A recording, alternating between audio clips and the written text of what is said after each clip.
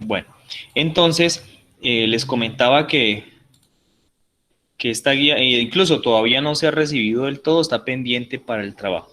¿Cuál era como el objetivo central de esta guía? Pues primero era como que ustedes afianzaran un poquito, eh, sí, aquí dice analizar, interpretar, pero es más que todo como afianzar esos conceptos que ya se dieron en lo que tiene que ver en el movimiento en dos dimensiones, o sea, todo lo que tiene que referirse al movimiento, bueno, no solamente en dos dimensiones, sino también en una dirección, como es el movimiento rectilíneo uniforme, y lo que tiene que ver con el movimiento ya propiamente en el plano, que es lo que corresponde a caída libre, movimiento parabólico y semiparabólico, que están ahí contenidos, ¿cierto?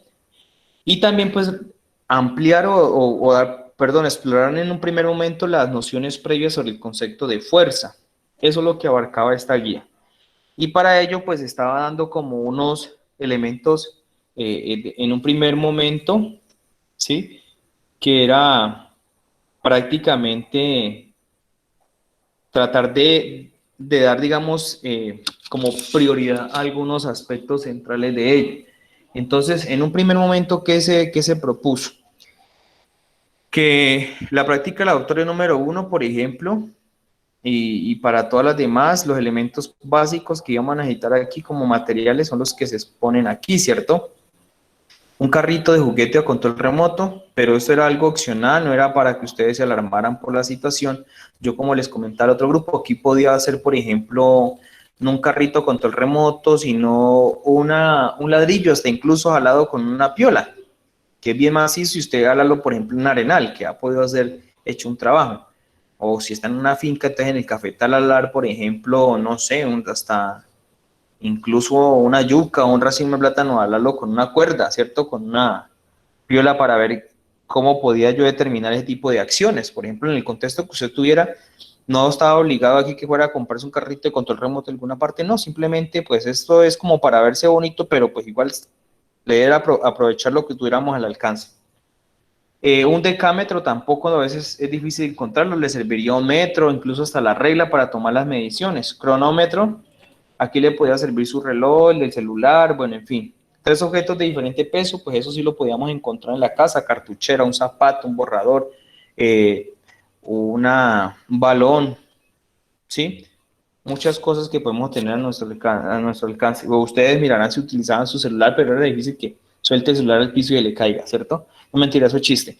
Esto, entonces, y además de ello, construir una rampa con inclinación gradable, por lo menos 1 metro de longitud. Pues ya la longitud ya era algo opcional también, ustedes mirarían si la podían dejar más pequeña. Lo importante es que la rampa se pudiera graduar, o sea, poderle colocar, así algunos, por ejemplo, le colocaran por debajo un ladrillo, un pedacito de piedra, algo para que le pudiera la inclinación, y ustedes pues marcarían con su compás ese diseño.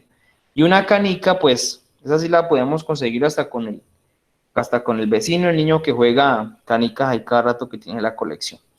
Entonces, eh, pues en esta práctica lo que se buscaba también asociar al movimiento rectilíneo uniforme era identificar las características del movimiento uniforme. Pues en este caso, una de las características que nosotros ya sabemos es que la velocidad aquí es constante, ¿cierto? ¿Cuándo esto es constante? Bueno, pues que presenta velocidad que no va a cambiar. Otra era que el movimiento pues ya acelerado, ya la velocidad empieza a variar, ¿cierto? Ustedes conocen esto. Y también dentro de ese movimiento acelerado pues tenemos lo que es la caída libre, que está asociada al valor de la gravedad, que es 9.8. Eso es lo que hace que los cuerpos desciendan. Y el último, el movimiento parabólico, que también está ligado a un proceso de aceleración, puesto que está variando la velocidad a medida que el objeto sube y vuelve a caer. Y el efecto que le genera a ello, pues es la atracción gravitacional con un valor de 9.8 metros sobre segundo al cuadrado. Y ustedes tenían que definir algunas variables que tenían que tomar la medición de forma directa e indirecta posteriormente, ¿sí? Con los valores iniciales que ustedes tenían. O sea, algunos los tomaban con el cronómetro y el metro. Y otros tenían que hallarlo, como es esta parte, predecir, ¿sí? Pero más que predecir el comportamiento, esa predicción es mediante el cálculo. O sea, todo lo que tiene que ver con el proceso ya algorítmico, propiamente matemático, que ustedes le aplicaban a la situación. Entonces, A partir de esos elementos, nosotros aquí el problema, como tal, la teoría que se tiene una serie de conceptos teoriales, todo eso está vinculado con los cuerpos, el movimiento, todo lo que se ha dicho, digamos, en este transcurso del año. ¿Será que dichas variables y ese comportamiento se puede reflejar en la realidad del movimiento de los cuerpos? Pues eso es lo que se buscaba. Entonces, el procedimiento correspondiente a la fase 1 era atar, digamos, bien sea ladrillo o usar el carrito de control remoto, que es el que podemos mantenerlo con una velocidad constante, y amarrado a una cuerda midiendo la distancia cada 3 segundos, después a 6, después a 9, así hasta que completáramos nosotros esta tabla que está aquí ya algo llena, o sea, esta, por ejemplo. Aquí ustedes tenían que diligenciar, bueno, eso le aparecía diligenciado, cada 3 segundos, ¿sí? Va aumentando el tiempo en forma proporcional. Y luego, ¿qué se esperaría? Que la distancia, por ejemplo, de ese carrito, cada 3 segundos, supongamos que a mí me haya dado esto en metros, o sea, 0.2 metros o 20 centímetros. Se haya gastado 3 segundos para recorrer esos 20 centímetros. Luego quiere decir que transcurrió otros 3 segundos, pues también se mueva otros 20 centímetros. Y ahí sucesivamente, por cada 3 segundos que transcurren, el carrito del objeto se ha movido 20 centímetros, ¿sí? Y miran ustedes que hay una cuestión aquí que se llama la proporcionalidad. A medida que aumenta una variable el tiempo en 3 segundos, también aumenta en una forma proporcional la distancia. Es decir, aumentará cada 3 segundos esos 20 centímetros. Y eso es común en todo ello. Donde exista, por ejemplo, aquí que colocara 1.3, aquí ya todo el movimiento ya dejaría de ser uniforme para convertirse uniformemente acelerado. ¿Por qué? Porque aquí del 1.3 comparado con el 1, ahí ya anduvo el objeto fue 30 centímetros, ya no fue 20. Y lo mismo de aquí, de 1.3 a 1.4 ya no fue ni 30 ni 20, sino que fueron 10. Entonces aquí en estos tramos de 1 a 1.4 ya hay mucha variación de desplazamientos y entonces ya deja de ser un movimiento rectilíneo uniforme para convertirse en movimiento rectilíneo uniformemente acelerado. Pero si lo dejamos como estaba, pues ahí garantizamos la uniformidad. De tal forma de que aquí nosotros que estamos garantizando que ustedes ya saben que la única ecuación que nosotros utilizamos para el movimiento rectilíneo uniforme es esta, velocidad igual a espacio sobre tiempo. En este caso el espacio que recorren todos es de 0.2 metros, ¿sí? Si usted coge, por ejemplo, a 0.2 le quita 0, pues da 0. A 0.4 le quita 0.2, vuelve y le da 0.2. A 0.6 le quita 0.4, le da 0.2. O sea, haciendo la resta del último con el primero, siempre le va a dar 0.2. Lo mismo con el tiempo. A 3 le quito 0, pues 3. A 6 le quito 3, 3. A 9 le quito 3, a 6, 3. A 12 le quito 9, 13 y así sucesivamente. O sea que el tiempo es 3 segundos. Y entonces al dividir este valor de la distancia, que son 0.2 metros sobre 3 segundos, entonces mire que el objeto, el carrito que se ha alado, ha mantenido esta velocidad constante durante todos digamos, los 2 metros que haya recorrido, ¿sí? Esa es la velocidad. Luego lo que nos pedían era realizar una gráfica de distancia recorrida versus tiempo para los datos obtenidos en esa tabla. Ya les voy a mostrar para acabar de complementar ello. Entonces, como forma complementaria de esta parte, ustedes se acordarán prácticamente de, creo que borré el video, bueno, se me fue el video que tenía listo para ustedes. Aquí está. Este video nos permite como reafirmar esta parte. He puesto uno en el césped para ayudarnos a entender el movimiento rectilíneo uniforme. Como Toby es muy inteligente, toma el camino más corto, por lo cual su trayectoria será una línea recta. Si prestas atención, podrás observar que el tiempo que tarda en pasar de un punto a otro es de 4 segundos y la distancia entre cada punto es de 8 metros. Para conocer la distancia que tuvo en el punto B a C, basta con dividir la distancia sobre el tiempo, lo que nos da una velocidad de 2 metros por segundo. Independientemente de los puntos que elijamos, el resultado siempre va a ser el mismo, por lo que decimos que la velocidad es constante. Su aceleración es nula, debido a que no se produce ningún cambio de velocidad. Toby mantiene una velocidad de 2 metros por segundo durante todo el trayecto. Se define que un movimiento es rectilíneo uniforme cuando el objeto se mueve a lo largo de una línea recta, realizando desplazamientos iguales en tiempos iguales. Es rectilíneo porque la trayectoria es una línea recta y se llama uniforme porque la velocidad es constante. Ahora vamos a mirar algunos ejemplos en los que se encuentra presente el MRU. Una araña que camina a 1 centímetro por segundo sobre un alambre que forma una línea horizontal. Un avión que viaja a una velocidad crucero de 950 kilómetros por hora. Un fotón de luz que viaja a una increíble velocidad de 300.000 kilómetros por segundo. Espero haberte ayudado con las características del movimiento rectilíneo uniforme. Bueno, muchachos, entonces ahí era como para que ustedes tuvieran un poquito de ambientación en esa parte. Ahora, si yo quiero mostrar esa partecita en cuanto a la composición de ello, entonces mire que también nosotros podemos mostrar que la gráfica se va a comportar como aparece aquí, o sea, esta primera. Lo que me pide es graficar la distancia y el tiempo, o sea, la distancia en función del tiempo. Recuerden que el tiempo se va a ubicar siempre en el eje horizontal, puesto que es una variable totalmente independiente, o sea, no depende de nadie más, pero en cambio la distancia sí depende del tiempo, ¿no? Porque a mayor tiempo, pues puede ser que haya mayor distancia.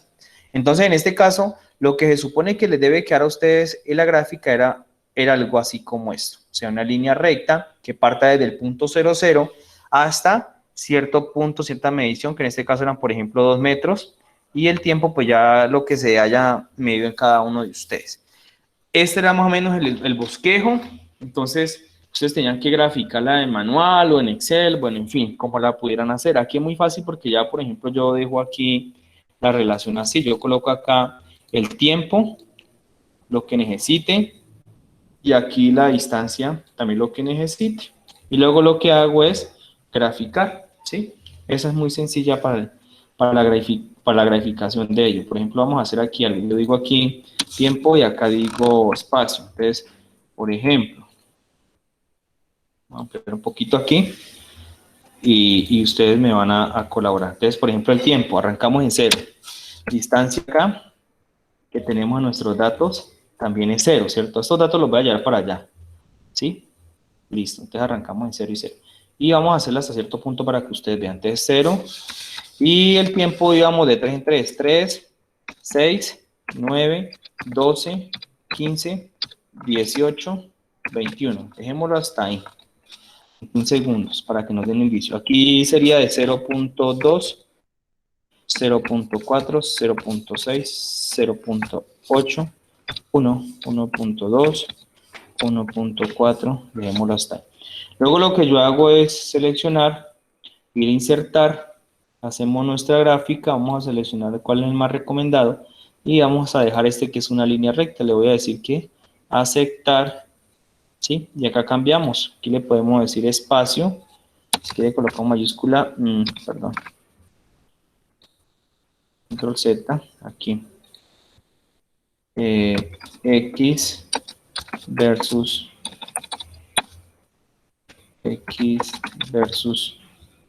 tiempo, ¿listo? O sea, la gráfica de espacio versus tiempo. Mira, aquí le cojo facilito, con los datos que recogí, esto es lo que me resulta ya.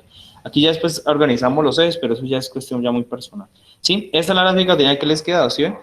Es algo sencillo. Si no podían hacerla así, pues entonces la hacen de forma manual, hacen las lineecitas, plano cartesiano, y trazan los punticos parejita con parejita. Recuerden que parejita es 0, 0, 3, se ven aquí a la parejita 3 con 0,2.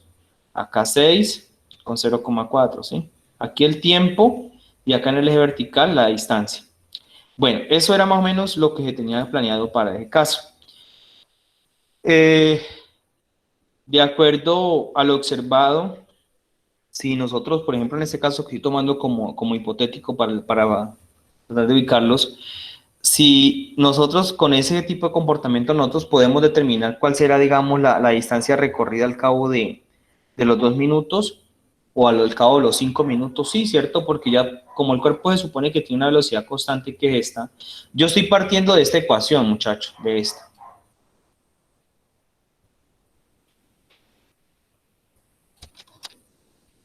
Esta ecuación, la tomarle la voy a pegar aquí.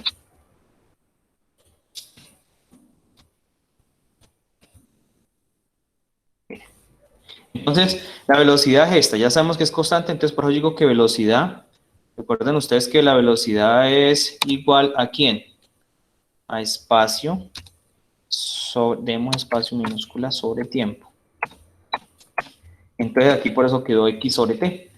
Por eso aquí entonces la velocidad, como ya la conozco, que es esta, 0.066, la distancia no la conozco, queda como mi incógnita, pero el tiempo sí lo conozco. ¿Cuántos son? 2 minutos. ¿Y 2 minutos a cuánto equivale en segundos? A 120.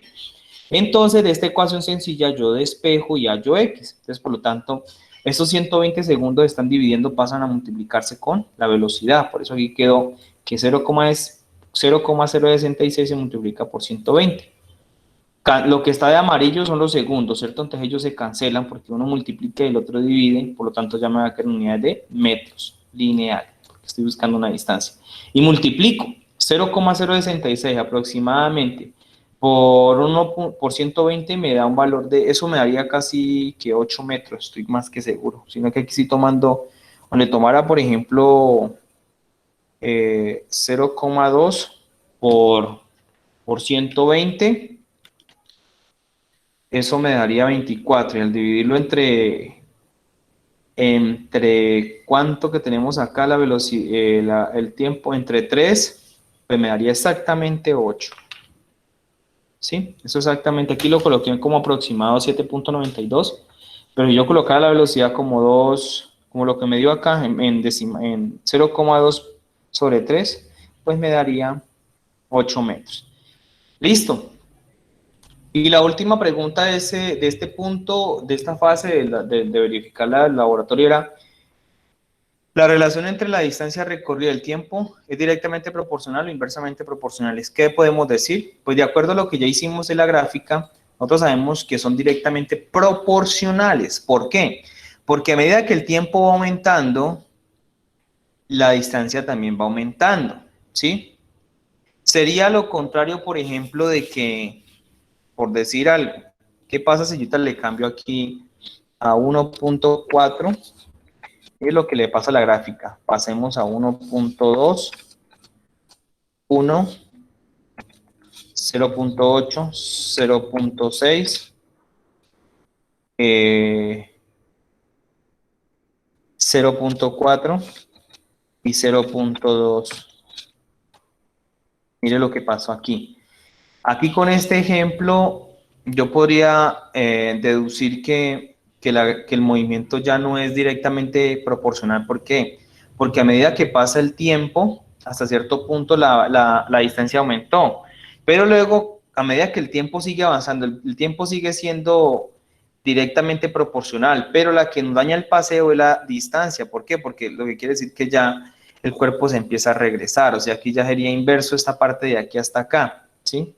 Pero dejándola como la teníamos, vimos que son directamente proporcionales porque a medida que transcurre el tiempo, la distancia también empieza a aumentar. O sea, a medida que para que sean proporcionales tienen que aumentar las dos variables, en este caso el tiempo y la distancia. Y para que sea también de pronto proporcional, tienen que disminuir las dos, ¿sí? Como tal. Sí, como en el caso anterior eran directamente, inversamente proporcionales porque aumentaba una y la otra se mantenía, una aumentaba y la otra empezaba a disminuir, ¿sí? Bueno, ahí podríamos justificar esta pregunta con ello, o sea que en este caso son directamente proporcionales. Listo, en la fase 2 tenemos otra situación. Aquí el ejercicio está más fácil todavía porque es que ustedes elegían una altura. En mi caso yo coloqué 3 metros y dejan caer uno a uno los objetos que se les había pedido, que es la misma altura. Entonces, soltando los 3 objetos, por ejemplo, yo digo, coloqué un objeto de 100 gramos, otro de 500 y otro de 450. Entonces, por ejemplo, el de 100 gramos, Lanzamos una naranja. El de 500 gramos corresponde a una cartuchera y el de 450 corresponde a un balón, ¿sí? ¿Qué esperaría yo? Sin contratiempo y sin nada, si yo suelto los tres objetos de esa misma altura, perdón, lo que espero es que los tres objetos se gasten al mismo tiempo, en condiciones ideales, o sea, que no exista ese rozamiento del aire sobre el objeto, ni que de pronto, como yo estoy calculando la caída del objeto, entonces cuando yo escucho el ruido es que voy, oprimo mi cronómetro y ya eso ya es error, ¿cierto? Porque es mucho tiempo el que haya transcurrido. Tiene que ser algo que de pronto me reciba bajo el golpe, el impacto, y eso sea lo que registre el tiempo. Desde que sale hasta que eso se pueden hacer con fotoceldas que son más prácticas para ese tipo de situaciones, ¿sí? Entonces, de acuerdo a esa información obtenida y observada en la tabla, ¿qué se puede concluir, muchachos? ¿Qué conclusiones podemos sacar nosotros de eso, de acuerdo a lo que ustedes me han dicho? Que la caída de los cuerpos no dependen de la masa, ¿sí? Ustedes se dieron cuenta que todos lanzados de la misma altura se gastan posiblemente el mismo tiempo. ¿Qué factores inciden en ello? Externos. Pues en condiciones no ideales, sí el aire. ¿Sí? ¿Qué otro? Pues las fallas de las mediciones de nosotros, porque nosotros no somos muy precisos para tomar las mediciones. Tocaría con instrumentos especializados para que no incurramos en el tipo de errores en la medida del tiempo. ¿Usted puede determinar la velocidad con que cada cuerpo toca el suelo? Sí. Ustedes recuerdan también que nosotros por allá hablábamos de movimiento, vamos a hablar aquí, ecuaciones sobre, bueno, busquemos esta de caída libre, que una vez es lo que necesitamos. Ustedes se van a acordar de estas expresiones que aquí, por ejemplo, contamos con algunas de ellas, ¿sí? Por decir algo, en la caída libre yo les daba a conocer algunas expresiones que nos permitían encontrar, las que ustedes tienen ahí, ustedes se acuerdan, ya refrescaron algo. Entonces, ¿qué dato nosotros tenemos? Que el objeto parte del reposo desde arriba cuando se lanza, ¿cierto? A una altura, digamos, de 3 metros, como la que tomas. Entonces, si parte del reposo, la velocidad inicial es 0. Eso nosotros lo habíamos dicho, estas velocidades. Entonces, si la velocidad inicial es 0, esta de aquí, entonces se convierte en esto. O sea que yo puedo hallar la velocidad final simplemente cogiendo la gravedad y multiplicándola por el tiempo que se demoró en caer el objeto y ya calcularía la velocidad final. Y si no quiere usar esa, pues también puede usar usted esta segunda ecuación que se convierte en esta porque la velocidad inicial, vuelvo y repito, se hace 0 puesto que el objeto parte del reposo. Aquí sería simplemente coger 2 veces, multiplicarlo por el valor de la gravedad y por la altura a la cual fue lanzado el objeto, en este caso 3 metros, y después le saco la raíz cuadrada, porque aquí es elevado al cuadrado, ¿sí? Velocidad final al cuadrado. ¿Sí? Ahí podría hallar eso. Con esta ecuación puedo sacar eso. Listo. Ese era, digamos, como el ejercicio en ese caso. ¿Sí? ¿Cómo lo calculo? Pues sencillo, puedo tomar esa expresión, la llevo acá.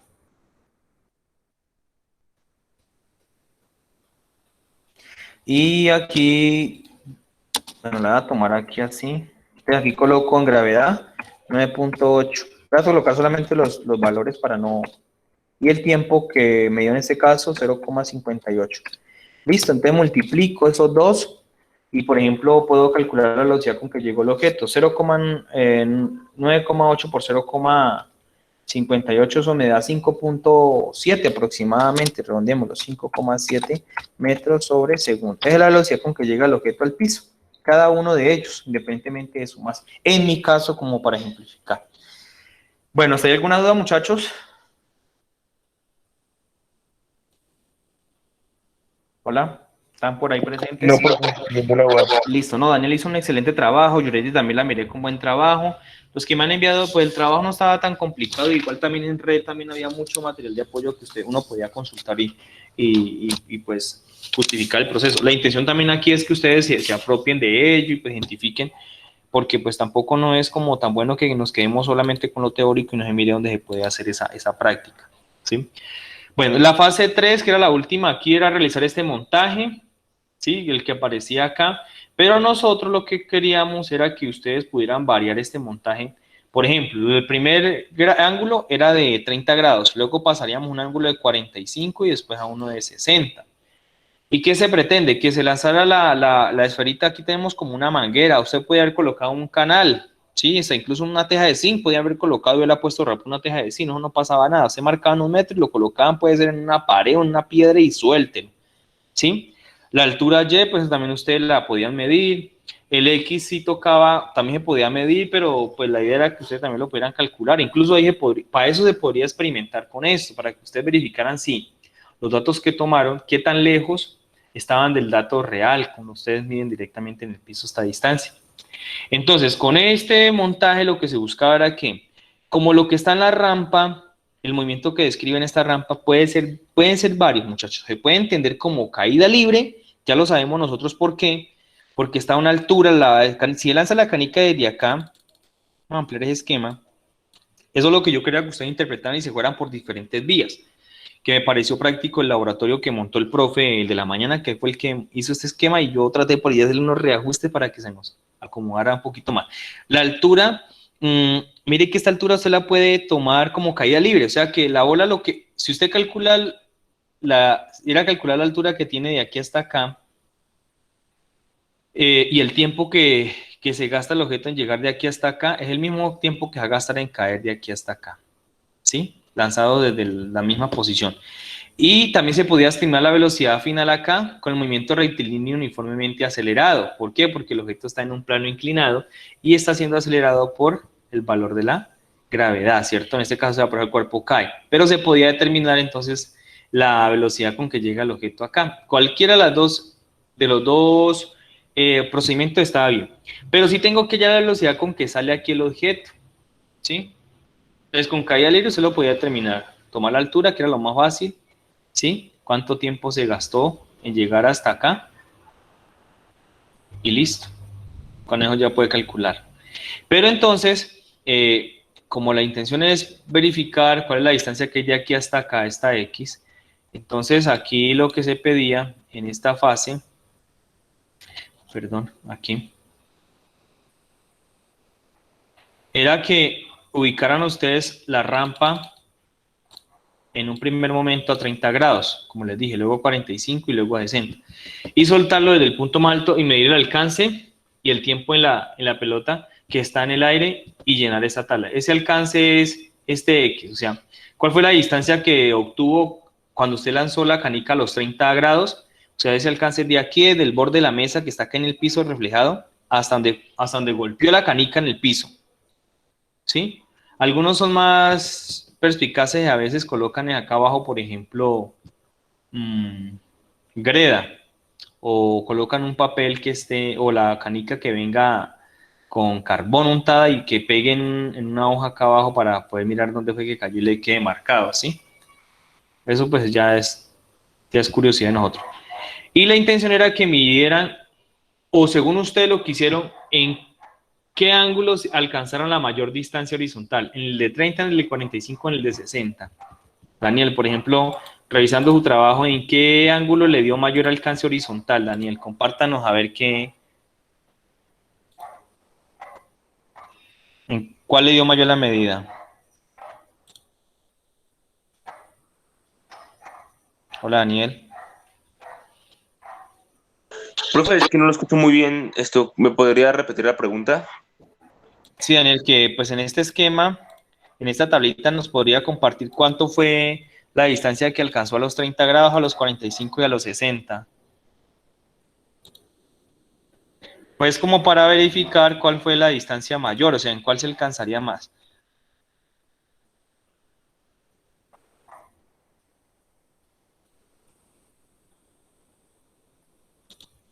Vamos a chismosear el de Daniel.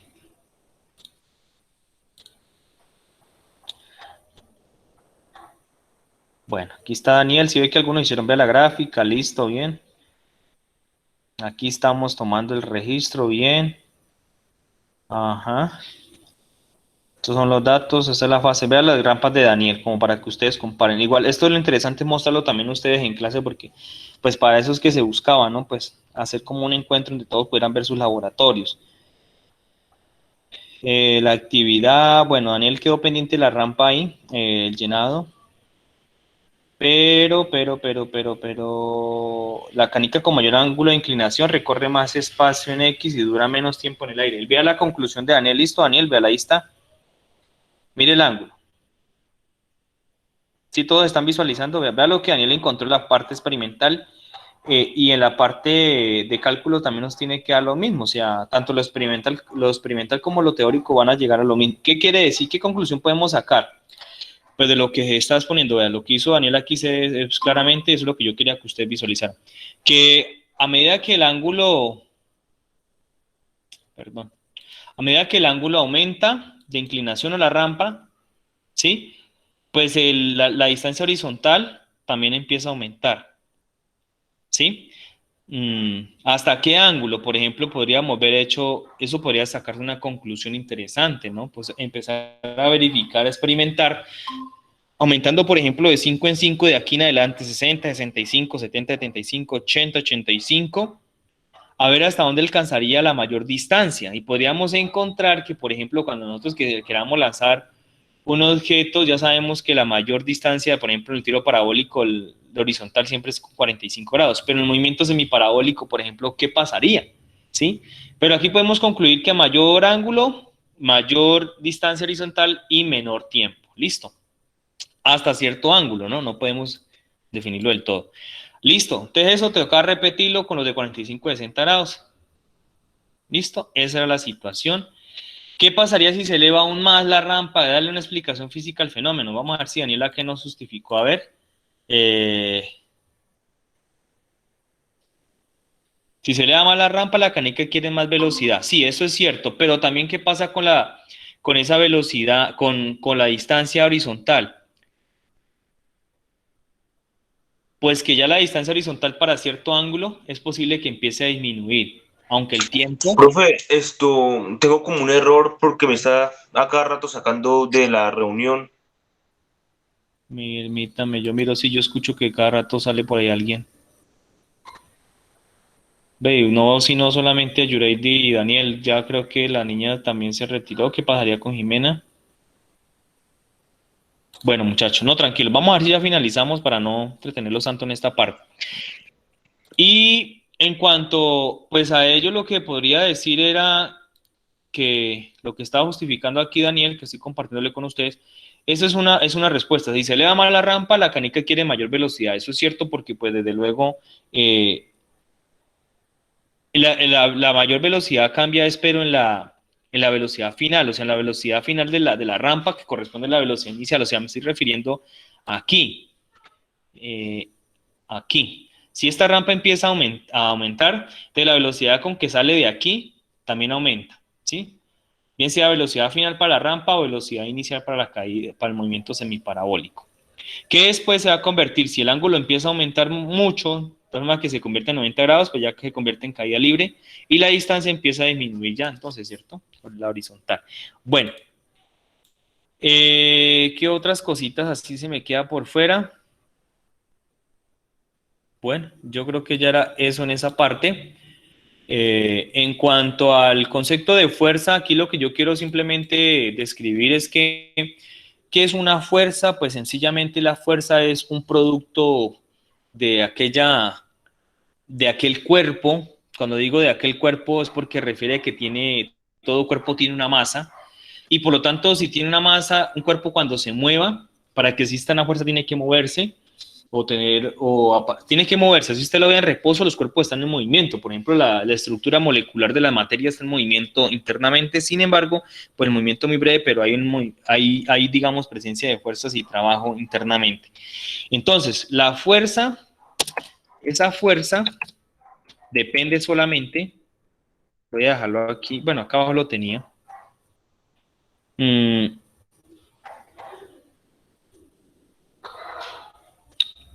La fuerza depende solamente de una masa y de la aceleración que quiera un cuerpo. Entonces, por ejemplo, a mí me preguntan cuánto es la fuerza que ejerce una persona que tiene una masa de 50 kilogramos y lleva una aceleración de 10 metros sobre segundo. Entonces, al multiplicar 10 por 50 me va a dar que esto es igual a 500 newton. ¿Newton por qué? Porque newton es la unidad de medida de la fuerza que está asociada a los kilogramos por metro sobre segundo al cuadrado. ¿Listo? Esa es la relación. También se expresa en dinas, ¿sí? Esta es la relación en dinas, 1 gramo sobre centímetros perdón, 1 gramo por centímetro sobre segundo al cuadrado. También el peso se considera también como una fuerza, por eso se van a encontrar que el peso se relaciona con la variable media Newton, ¿sí? Y más propiamente por acá lo que queríamos era que empezaran a identificar las fuerzas que actúan en un cuerpo. Aquí un cuerpo en el plano, acá un cuerpo también en el plano pero inclinado. Aquí pues obviamente el ángulo de 180 grados o 0 grados, como lo quieran ver. El peso sí es importante, muchachos, que ustedes lo identifiquen. Siempre está dirigido hacia el centro de la Tierra, así. Usted pata arriba, mueva por donde quiera el objeto, siempre el vector peso se va a mantener dirigido de forma perpendicular a la superficie terrestre, ¿sí? Tengan en cuenta eso.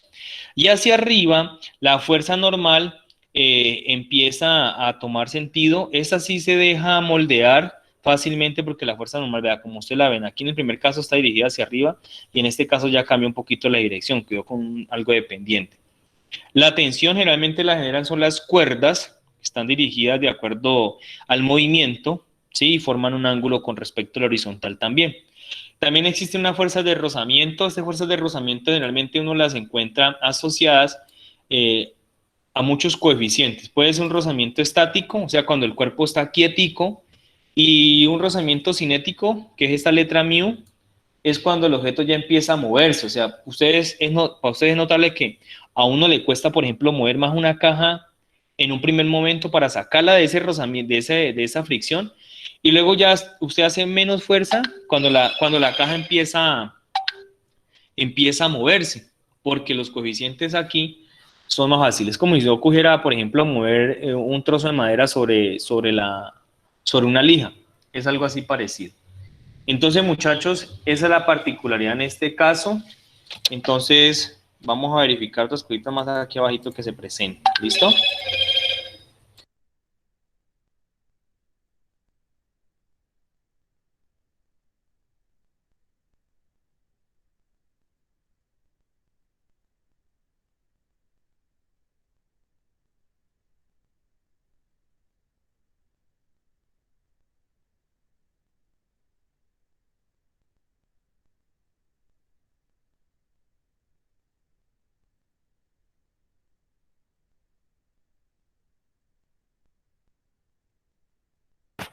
Qué pena, muchachos, estaba por aquí verificando otro dato que me han enviado. Bueno, entonces, si ustedes pudieron ver encontrado, digamos, esas particularidades en este tipo de casos. Entonces, esa es la fuerza de fuerza de rozamiento, sí, señor.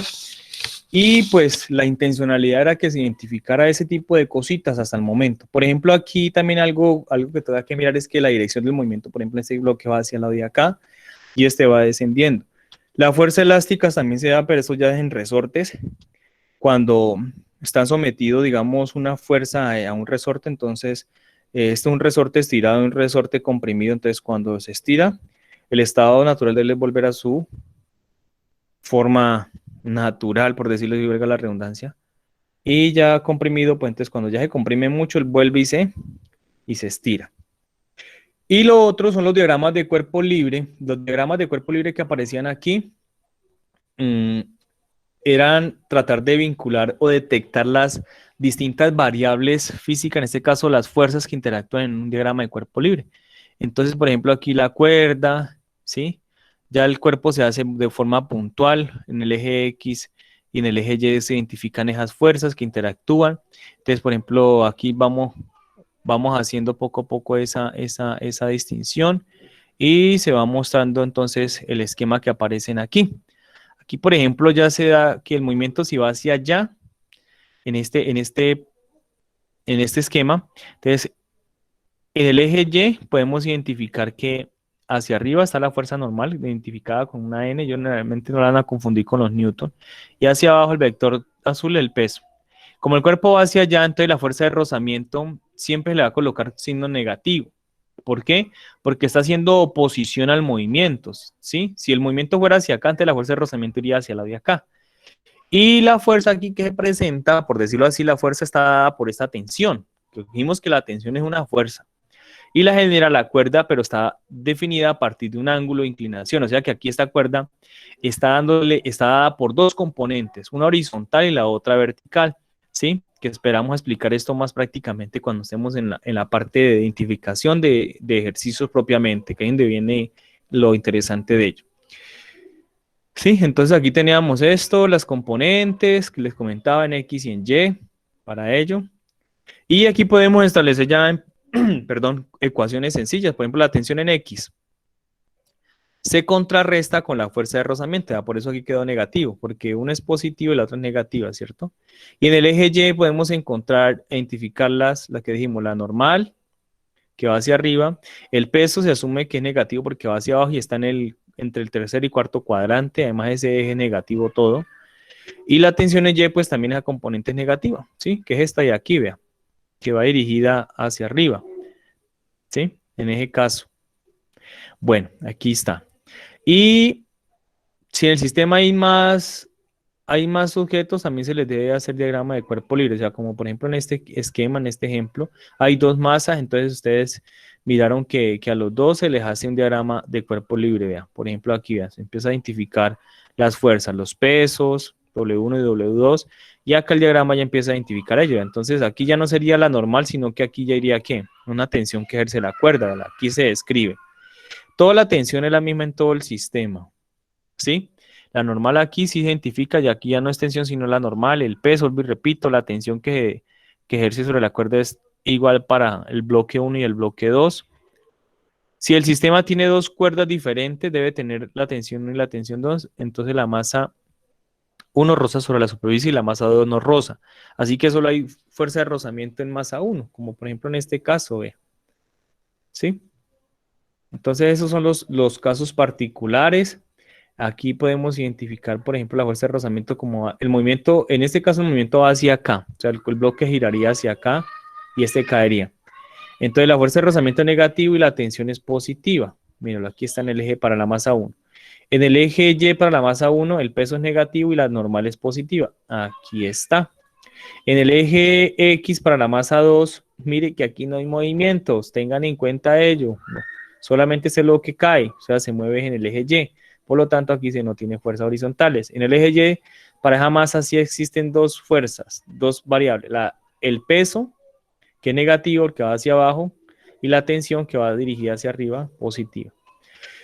La actividad era simplemente identificar las variables, ¿sí? Realizar el diagrama de cuerpo libre para ello, identificar, digamos, las fuerzas que actúan en estas tres masas, que era similar a lo que se le estaba pidiendo, digamos, acá en los otros cuerpos. Con estas ya era la actividad como central.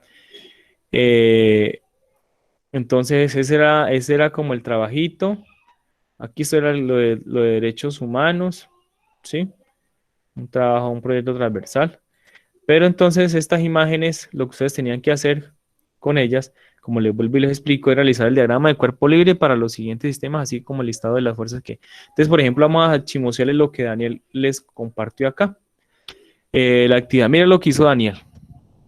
Él aquí trató de los esquemas, vamos a ampliar un poquito para chismosear bien. Y a raíz de ello, entonces...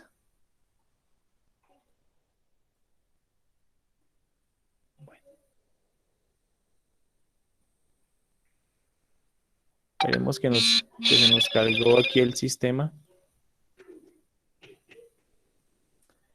Ay, Dios mío. Bueno, estamos aquí chismoseando por... Listo. Permítanme un momentico, muchachos, que ya compartamos esta parte para que ustedes puedan visualizar un poquito. Entonces, el esquema que hizo acá Daniel, que para no cansarlos más. Mire, entonces vea. Aquí la tensión, como ustedes observan acá el bosquejo, aquí no hay movimiento todavía para ningún lado, o sea, no le está diciendo para dónde gira ni nada, ¿cierto? Entonces, mire lo que se ha hecho, ¿sí? La único que se identifica la tensión en toda la cuerda que es la misma, una T. Aquí existe nomás la tensión y el peso. Normal, el peso, aquí le puede colocar peso 1, peso 2 y peso 3, o sea, W. Tensión, la normal, listo, muy bien, listo, y aquí el peso es lo único. Acá el movimiento, si Daniel dijo que iba hacia acá arriba, o sea que esta masa ala, entonces ya es una cuestión muy personal que él dijo, pero si no, pues hubieran dejado simplemente la tensión, la normal, el peso y ya. Y la normal y el peso, y aquí la tensión, ¿no? Y el peso. Porque aquí no le estamos describiendo si realmente hay movimiento para tal lado, ¿no? Sino que simplemente así se muestra, ¿cierto? Y el ángulo de 30 grados. Entonces, esa es la situación en particular. Y el último, de lo mismo, normal, el peso, la tensión, toda para el mismo sistema. Acá la normal va dirigida en esta, aquí sí tiene que presentar la normal y fuera de eso la tensión y el peso. Sí, listo, Daniel, muy bien, eso está muy bien. Ujú. Listo.